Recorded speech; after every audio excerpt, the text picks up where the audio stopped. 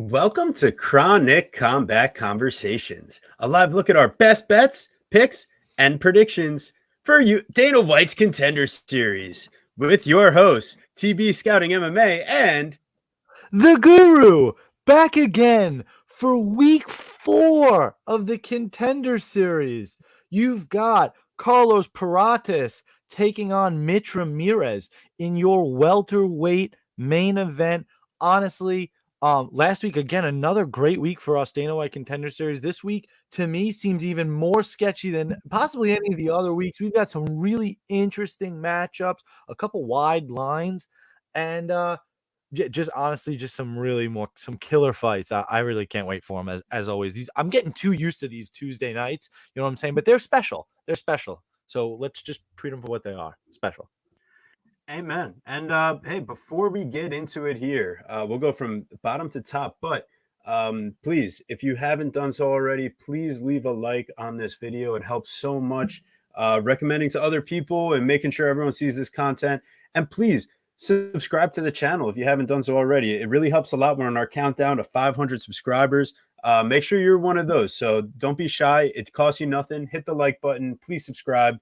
And let's get down to business because this was up until I don't even know when. This was basically what I was expecting to be the main event. We got Dylan Salvador versus Balaji Oki, the Zulu Warrior. This is going to be a great fight. I thought this was main event worthy. Salvador, high level striker. He's coming in as the slight favorite at minus 150. Balaji Oki coming in as a slight dog plus 125. Man, but looking at this matchup, I mean, Salvador is a clean striker, likes operating from distance, crushing leg kicks. The dude is just a smooth operator, cool and calm and collected from distance. I mean, if there's anything I would worry about, though, it's someone that has high level wrestling, relentless takedowns, cardio, top control, and damaging ground and pound with the ability to avoid submission attempts. Balaji Oki, he's I would say a high level all around fighter. He's someone that has striking offensively. He could put together combinations at multiple levels. He's dangerous, seems to have good power on the feet. Also willing to kind of mix it up with his wrestling and takedowns. I just think that we have the more specialized striker in Salvador. And I think that Oki is a bit of like a jack of all trades with athleticism being like the biggest of his tools. Where, I mean, he's a great fighter all around. It's just I think Salvador has a little bit more to offer on a consistent basis from distance. And I think if Oki isn't going for a wrestling heavy approach here, he should be getting picked apart by Salvador. And I think Salvador has the jiu-jitsu to use, not just kind of sitting on his back, but to scramble back to his feet. He doesn't just use these attempts to sit on bottom. But I will say in Salvador's one loss, we did see a little bit of those issues. But yeah, I mean, Ali Zebian, it was like as sketchy of a split decision as you could possibly get. And I think Salvador had an argument for even winning that fight. So, Guru, what do you think here? I got Salvador as the slight favorite. Yeah, no, this is a really, really interesting fight.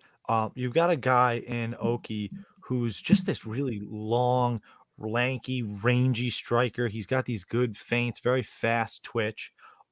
He has this way of like jumping into range, but like being immediately ready to like kind of bail out and then just reset, which is very interesting.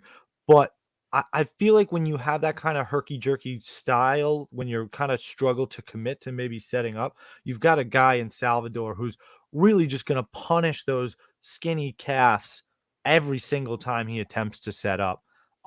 He's a southpaw, which is already going to cause tough looks, but he's really comfortable switching stances.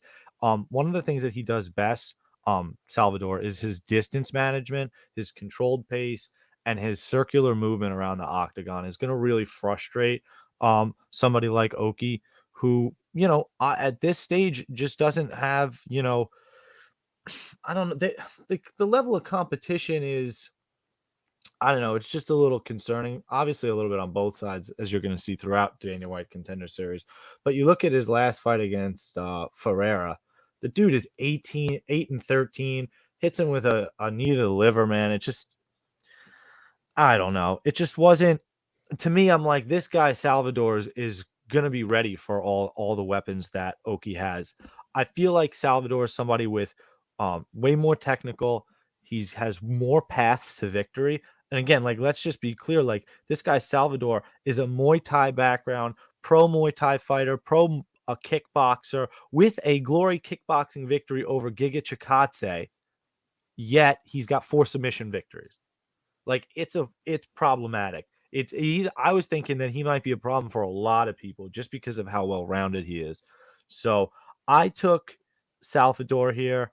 Um, I kind of like Salvador in like over 1.5, or just the the over 1.5 in general. I think it's going to take a little bit of time to unwind. You see somebody in Oki who yes has finishes, 3 round 1 finishes, but that also means he's got 2 finishes outside of round one, and one in round one and one in round two, one in round three. And you see somebody in Salvador with 4 submissions and a KO. So he's done it late as well. 1 round one, one in round two, and 2 in round three. So very willing to get it done late. I think it takes a little time to unfold. Yeah, and I kind of like this fight in general to go over either way. I don't think either guy's getting an early finish here. They both have vast experience at high level competition in professional martial arts. I mean, Dylan Salvador has an extensive kickboxing Both background. have He's never been been finished, right? Both are losses by decision. So exactly. I love that. I love that. So honestly, I mean, probably I really like Salvador here, but I like the fight to go a little bit more. I think both guys are gonna have the will to fight through and go the distance. What up, Ghost? Shout out to this guy in helping out behind the scenes in the training camp for Zhang Wei Li. Make sure you check out Ghost Phantom on Twitter. Appreciate all you guys in the comments. Please make sure you leave a like if you haven't done so already. We both got Dylan Salvador. We like this fight going over. And yeah, we don't really have too many lines to deal with at this point. So without further ado, we're on to the next fight here. We got Chandler the Hammer Cole versus Thomas the Train Peterson. Um, Someone was a big fan of Thomas the Tank Engine growing up. Um, and Chandler Cole was a big fan of snacks throughout his life, apparently. Uh, I I think they mean, both are a fan of snacks. yeah, and listen, I'm a fan of snacks too, so let's let's not lie. But listen, I think Chandler Cole has a bit underrated offensive wrestling. Um, but I think that's kind of where the it sits for Chandler Cole. It's either he's successful getting his offensive wrestling and like throwing big wild stuff on the feet, or it's kind of just not going to work out for him. But even watching against like Ante Delija, he has some success and he's able to get Delija down. It's just the second it hits the mat, he's being reversed because 260 pounds of muscle compared to like 260 pounds of Oreos and Twinkies is going to be different when you start getting down to the mat. So yeah, I think Chandler Cole, he could make this fight fun and interesting, but Thomas Peterson should get this done. It's just as like a minus 750 favorite. I really don't want to play anything on Peterson. Obviously, No, you he's can't. going to be I the mean, pick here. you can't, but you can't even parlay him. I just don't know how you trust the guy. Sure, if he gets his own offensive wrestling game going, right? He's got his own decent counters. He's very willing to change levels, like I'm saying. Very bull rush, forceful takedowns. If he gets his shit going and just gets on top of Chandler, it might be a problem. But when you've seen Chandler Cole on the ground, what you see is a guy that moves like he's 150 instead of 270. Like the dude has what I wrote is just this Chris Barnett level of athleticism. Um High kicks, spinning kicks, jumping. He's doing things that a 265-pound man should just not be able to do. So Yeah. he does have this intense athleticism that he specifically translate not only to his flashy striking, especially his kicks, but a flashy ground game. Scrambles, floating, like just some interesting things that he's able to do despite being obese. And he's obese. So Yeah. Thomas Peterson comes in looking like fucking, you should just call him not Thomas the Train, Thomas the T-Rex, because he's got no fucking arms. And it could be problematic when you've seen Thomas Peterson gas out against Waldo Acosta and get knocked the fuck out after, winning the fight. should have taken it to task and had his own UFC contract already, but instead gets knocked out in round 3, loses his title, and Waldo Costa takes his spot.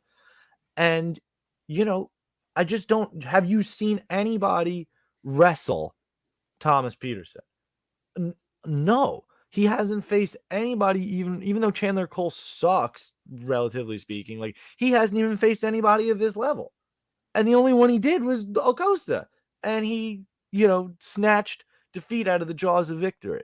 So, would I be shocked to see a minus 750 make some dumb mistake and get choked out in round 1 by Chandler Cole? No. But Thomas Peterson should get it done with his own top control and ground and pound. It's how it should go. So I mean, under 1.5 of this fight's going to be juiced. So what can you get? Fight doesn't start round 2. I just don't even, while I like it, I just don't even trust either of these sloppy sloppersons to do anything. So Yeah. Well, no, what I like, just will don't. say is I'm good. Cole, if he can't get the takedowns and if he's unsuccessful for like an extended period, I mean, he'll Yeah. he'll just give up. Like I've seen it on 2 occasions, and it's whenever he's unsuccessful getting the takedowns. I think if anyone's going to be able, I mean, Thomas the Tank Engine, I mean Thomas the Train Peterson, he should. I mean, he does seem to have some pretty solid offensive wrestling and Yeah, ability he to does. to kind of turn people out. He was Oh, kind of baby. getting controlled in the clinch by Jiu-Jitsu black belt, a big dude in one of his other appearances. Just like Chandler Cole's a lot smaller guy.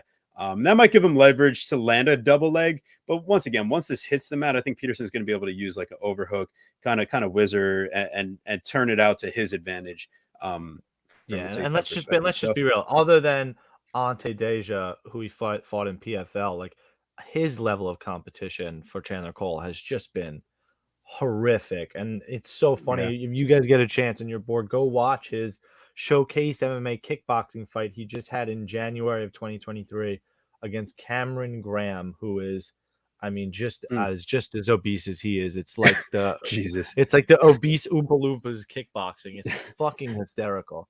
Jesus And Christ. he's just doing spin.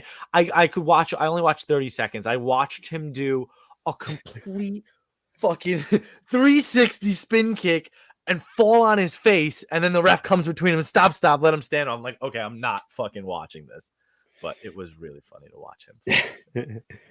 Yeah. So ultimately, looks like we're both on the Peterson side, but it's hard to want to place your hard-earned money on minus 750 on Dana White Contender Series heavyweights.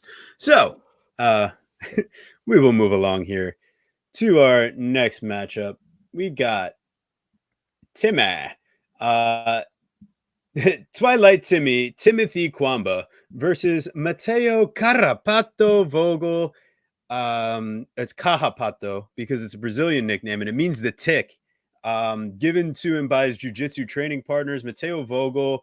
I mean, if this guy gets you on the mat, he is just such a pain in the ass to deal with. Timmy Kwamba, pretty clean striking on the feet, likes throwing 1-2s, solid kicks, Muay Thai background, but he actually likes mixing up his offensive wrestling a bit too. It's just in his one loss where you see him on Combate, I mean, he's just going in stupidly for a takedown and just repeatedly taking elbows to the point where like he just ends up giving up his back, getting choked out. Not the best of looks, and defensively grappling when we've seen opponents turn the tables on him. I feel like I've seen Kwamba, show that he could be controlled in those situations. And then I turn and put on the tape for Matteo Vogel, and I see him putting it on Damon Blackshear in the grappling situations.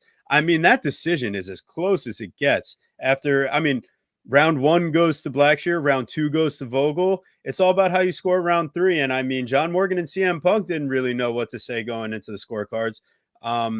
Vogel, he's going to take a beating, but he's got some pop coming back on his shots. He throws some straight punches when he's in the pocket, and not at like kickboxing range, but more in like dirty boxing range. The dude can land some powerful shots, and that's where he'll start to turn the tide. And I've never really seen Timmy stand up to adversity and then fight through it. And the one Yeah, time he did face some adversity, the guy's tapping out to a rear naked. yeah. So That's the I biggest got problem. Mateo Vogel here, man.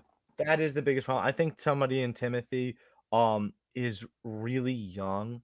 and has an unbelievable amount of potential. On oversized hamburgers got kwamba, and I understand it I could use an because oversized hamburger right I about mean, now. I could too, but, like, I mean, Kwamba is just somebody that I absolutely believe that if he sticks with it, I really do believe that he will be back at the dance and certainly be in the UFC at some point. What I see is somebody who's extremely well-rounded. He's got a tight guard. Um, he's willing to circle out and reset. He's using his calf kicks to find his range. He's got quick hands. He's got a good variety in strikes. He's got some punishing power, but also willing to just kind of, be calm and patient and pick his shots. Some of the biggest problem is going to be his defensive grappling. And that is where Mateo Vogel excels the most with his grappling, with his wrestling, with his ability to take a shot to land one, right? With his cardio and his durability and his heart. I mean, he's literally losing um 6 minutes to Garrett Armfield. I mean, absolute fucking beatdown, broken nose, bloody, battered, brutal. I mean, the fight's over. And he just pulls it out the fire, man. Armfield makes a huge mistake. I think it's a heart thing. I think it's a defensive grappling problem for Armfield. But I mean, he gets choked out with all the blood, and Vogel gets the dub, man. So after watching that and seeing Armfield get the call, I'm like, this dude Vogel's definitely going to be here, and here he is. He's getting his shot. And one thing TV had mentioned, and it really has kind of changed my thought on it, so I'll be able to blame him if it's wrong, is that it's the little boy versus the grown man. And Timothy's a really young kid, prospect, well rounded. But this guy Vogel's got a little bit more size and thickness to him that you saw at face-offs there. So unless Timothy keeps it standing and is able to punish him, like I don't really I think just outpoint him to a decision Mm. while stuffing takedowns. I just don't. I think Vogel will probably get this up. Yeah, and listen, Vogel might lose the first round. Maybe a live entry is whatever. But yo, I'm with Daz. This is exactly what I was thinking here. Vogel and Salvador are kind of my two guys where I feel like, I feel like they're just gonna pour it on down the stretch and either have decisive decisions or like a round two, round three finishes. And those are two guys where you're getting light favorites. You parlay them together, you get a little plus money. That's my favorite like little two leg parlay of the card too. So shout out. And then Vogel, mush of the card, Kwamba only dog winner on the card. We will see. Could be. It could be I'm like telling I you, get it. yeah. Yeah, no, I mean, I'm somebody that kind of feels that a little bit of that way too. Like again, like I feel like Vogel's taking a beating. Like to me, he's like an immediate person I'm going to look to fade if he somehow wins his contract. If he gets Yeah. it done. Kwambo is somebody that has way more upside, in my opinion, and would benefit way more from a UFC contract. Move out to the PI, whatever. Go get some work in. You know, but yeah, I'm very interested to see this one. Yeah. Sticking with Vogel, and we will move right along here. We got Yusri Belgurui versus the babyface assassin versus Robocop Marco Tulio Silva, the one and only. We got Teixeira MMA and Fitness versus Chute Box Diego Lima. I mean, talk about a couple great gyms. And then here's my thing. I mean, Yusri Belgarui, it's important to mention this guy's faced Israel Adesanya how many times? He's faced Alex Pereira how many times? So he's 1-2 versus Alex Pereira and 0-2 versus Israel Adesanya. But I mean, all those they go to In decision, right? kickboxing, In kickboxing. But yeah, yeah, split this is gonna be decision a fun versus one. split and unanimous decision versus Izzy. He's got a doctor stoppage loss versus Pahea, Okay, and then actually both of them are knockouts technically. fair enough. But that's Um, that's Poton, baby. yeah, he's got a dub also. He Um, does have a dub.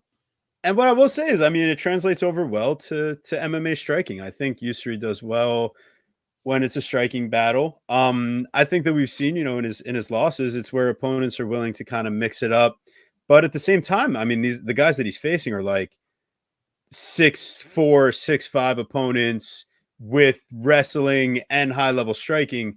I think the one thing that Tulio is going to be missing out here is a bit of the reach and the range. I think he's going to get touched up a little bit trying to come inside. He's willing to use the wrestling. I just think that belgurui is going to be able to do enough to stymie those attempts. I Yeah. think that belgurui faced a much higher level of competition on his regional scene. And I think that Tulio, he's just going to come up a little bit short here. But I think he is a solid fighter. But I got Is the that a baby short face choke? Is assassin. that a short choke? He's gonna come up a little bit short.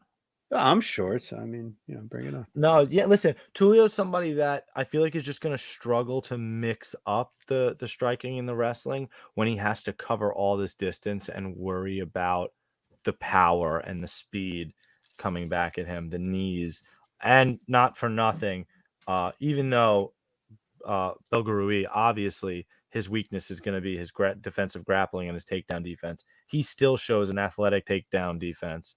Like he's still got like some immediate athleticism, especially with this height advantage. You're going to have to deal with. What are you going to have to do? You have to pick this guy up off the ground. You have to trip him.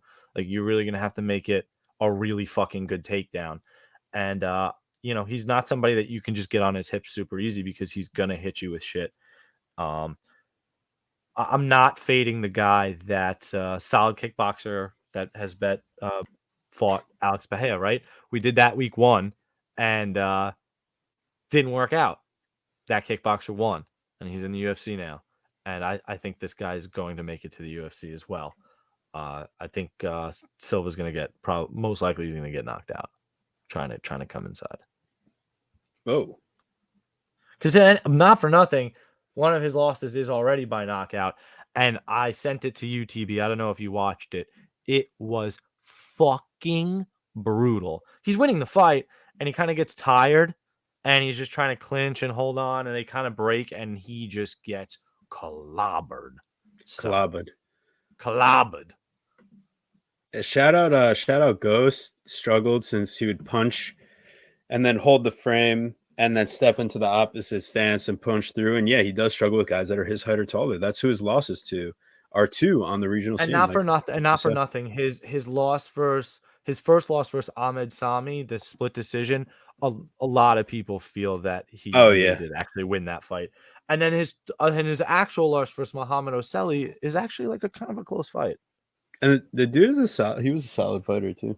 Yeah, he is. So, yep. Yeah, fair enough. We are moving along. We got our main event breakdown, but first, before we do that, really just want to say thank you to everyone in the chat that's here, leaving amazing comments, telling us their ideas. But make sure, please, if you haven't done it already, please leave a like on the video. Helps us out so much. Please subscribe to the channel if you haven't already. We got Monday night contender series. We got Wednesday night doing the UFC card breakdowns from top to bottom. Make sure you're there. We really appreciate all you guys. And yeah, we're moving right along because what you came here for is the main event.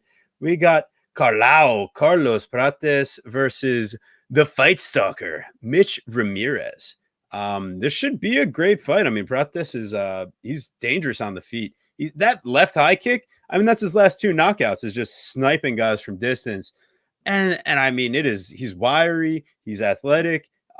He's got clean 1-2. He lands off of his high kick as well. So I think Prates is very dangerous from distance. But I mean, this is a guy we've also seen with 6 losses in his career. He's on a nice win streak recently, stepping up, fighting a little bit, better competition. He's kind of, started young. He's got 22 fights and he's 30 years old. So he's got a lot of experience and he's been, in the fight game a long time. I just think if this fight turns dirty and if he's not able to just play from distance and fire off kicks and use his athleticism, I mean, Mitch Ramirez is a pain in the ass to deal with. And Ramirez has got some solid leg kicks. He seems to have solid defensive sensibilities. He still gets hit a bit too much for my liking. But at the same time, I think he's got a really good chin. He's got good timing on his combos. He steps forward into the pocket nicely, and he's willing to get dirty and kind of mix it up from, dirty boxing range into the clinch, into the takedowns, especially when he's got a guy hurt. I'm taking the dog here in Mitch Ramirez. I love his backstory. Former heroin addict. Guy was in jail. He's like, oh, I would have to fight for my life because you don't know if the guards are going to come, blah, blah, blah. Like, is a guy that, you know, he might not have as much experience in the MMA fight scene, but just watching him, he's so He's comfortable, undefeated in the streets. undefeated in the streets. uh, Undefeated in the streets. but Um, yeah, yeah, what do you listen, think, man? Carlos Prates is just like a scary, scary individual, right? 8 round 1 finishes, 5 in round 2, just brutal, brutal guy. And he's kind of just that kill or be killed fighter with 5 round 1 finish losses of his own. Like if he can't overwhelm you himself, that generally means that he's getting overwhelmed and then he's out of there. So of 6 losses, he's got 5 round 1 finish losses. So I think if Mitch has a shot here, which generally Mitch himself has 5 round 1 finishes with 3 under a minute, this has to be hell on wheels and somebody's got to come out on top. Carlos Paratis is very dangerous in the with his strikes, man. He throws a lot of long range quicks. He's got these quick combinations with no tell. I mean, it's fucking dangerous. Um, he's throwing these head kicks. He's got his last 2 fights in a row finished by head kick. These, I'm telling you, there's no tell. These guys do not see it. There's nothing to say that he's throwing a head kick anything different than anything else that he's throwing. It's sick. And it could very much cause a problem for somebody like Ramirez, who, when he throws his shots, he kind of like leans with it, rocks with it a little bit. And his own, I don't really like where he's fighting, tough enough and fierce. Um, just a young kid. But at the same time, everything I saw is a guy that's comfortable stance switching, likes to maintain pressure. He's gonna pump out his jab to find the range. He's willing to change levels. He's throwing combinations. He's got good decent ground and pound. Like, I mean, he's doing everything really well. He's very well rounded. It's just I'm not sure that if you had to 2K it, right? If you had to give stars, he may be even in all his stars. I just don't know how many stars I can give him. I'm not sure that the quality is there, especially when you have somebody in Paratas who's just going to be so explosive on the feet. Really, really interesting fight. I'm taking a stab on the dog with you. I like the kid's story as well. But what did what did Rich say? Rich said, what's he been doing? He's dating Cynthia Calvillo. He's been sipping the Calvillo. He's compromised. Listen, dating Cynthia Calvillo is an interesting prospect, right? Because it's on one hand, just like, oh, UFC fighter, you've seen it to be in the show. She's been in the corner, like all those types of things. But at the same time, it's like, so like maybe 6 years ago, she was a high level UFC fighter, but not now. Justin says that Thomas guy and Chandler in those pictures. Are those pictures real? Because in the face-off, I've never seen such a different picture. Yeah, right? Did you see? It's not that one. It's the Bresky photos, too, how he shows up in real life. That, my friend, is a catfish among all catfish. What do you say? Ramirez is we're going to turn wrestler plus 700 on the black belt. Yeah, I don't know. Yeah. You don't think Ramirez might turn wrestler? I don't see why not. I think he's willing. Well, I think he's gonna make it more ugly. I think he would have more success being like making things ugly in the clinch. But yeah. He'll take you down if you're hurt. I don't think he's like necessarily the biggest wrestler, but no, he's not. But he does have a little bit of it, but not much. Yeah. Contender's got catfish. Oh yeah. Dating while you're fighting is kind of sketchy. Oh, for sure. I mean, dating a fighter is interesting too, especially one that's like had a lot of success and like kind of winding down their career, and you're like just trying to get yours off the ground. So interesting. Yeah. Well, hey, appreciate all you guys in the chat so much. If you haven't already, please leave a like on the video. Helps us so much. Costs you absolutely nothing. And then please, if you haven't already, subscribe. Rich, we need a side bet on this fight. Danger. We'll see. A little Ramirez. I think in under 1.5. I think somebody dies. Like, I just think if they die, they die. Right. No, and I mean it because like I think that either Prates catches Ramirez, and that's it for Ramirez, or I think Prates is overwhelmed and punches his own ticket out. Hell yeah. So Well, hey, if you can give me a decent price on under 1.5, I'll take it. yeah. Well, nobody's giving us a fucking price on anything. That's the issue, isn't it? It'd be like God damn. minus 200, and then we won't be able to Balls. touch it. So Yeah. Appreciate all you guys so much. Really wouldn't be the same without you.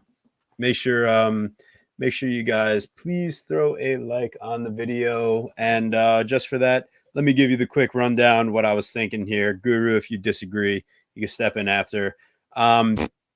The Peterson fight, I mean, just inside the distance. I guess Peterson inside the distance if you have a gun to your head, but you should probably just not bet the minus 700 favorite at Peterson round heavyweight. 1, 2. Peterson round Yep. 1, 2 grouping. We got Yusri. We like him on the money line of minus 130. Then we'll do like a little Salvador and Vogel parlay is what I'm thinking. You throw them together, get some plus money. And then we're taking a little sprankle on Mitch Ramirez to come out here and be the fight stalker. Guru, any differing thoughts and want to take us away here? Yeah, I like the over 1.5 in that Salvador fight. I think a Peterson knockout in round 2 as a dark throw could be really interesting. Vogel by sub, I think that's one of his most important paths there. And I think you got to take belgurui by you can take those dark throws on round 1, round 2 KO as well. And we're taking a little grandma's couch cushion on the Ramirez money line, aren't we? Yep, yes, sir. Got to go dig in, looking around the couch here, seeing if I can find any loose change. Because all right, listen, put it guys, up against everybody, Richie. guys, girls, anybody in between, thank you so much for listening. Really appreciate the support. Like, subscribe, share it around. We're trying to get to 500, man. We're almost there. I'll be back on Wednesday breaking down UFC Paris. Spivak. Gone. Spivak. See you then.